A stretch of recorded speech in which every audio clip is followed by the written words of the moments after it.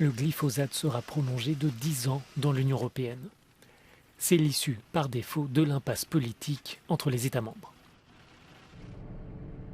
Une nouvelle fois, les 27 capitales ne sont pas parvenues jeudi à dégager une majorité qualifiée pour valider ou rejeter cette proposition faite par la Commission européenne.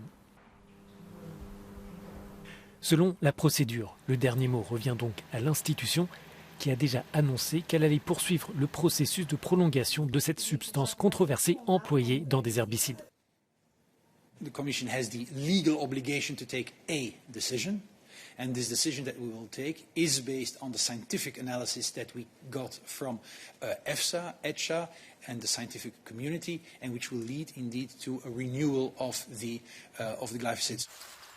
La proposition de la Commission fait suite à l'étude publiée en juillet par l'Autorité européenne de sécurité des aliments qui estime qu'il n'y a pas de domaine de préoccupation critique chez les humains, les animaux et l'environnement à prolonger l'utilisation du glyphosate. Au Parlement européen, les Verts dénoncent cet argumentaire.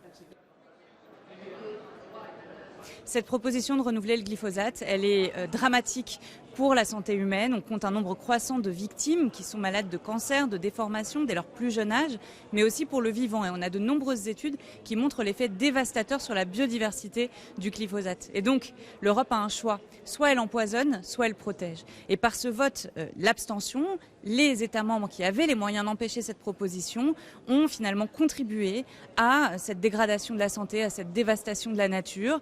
Ils se cachent aujourd'hui derrière leur abstention en prétendant que eux étaient opposés puisqu'ils se sont abstenus, donc ils n'ont pas donné blanc-seing à la Commission européenne. C'est tout à fait hypocrite. La France, l'Allemagne et l'Italie feraient partie des abstentionnistes. La Commission rappelle aussi que ce sont les États membres qui sont responsables de l'utilisation au niveau national du glyphosate. Les gouvernements peuvent donc, s'ils le souhaitent, restreindre l'usage de ce produit à l'intérieur de leurs frontières.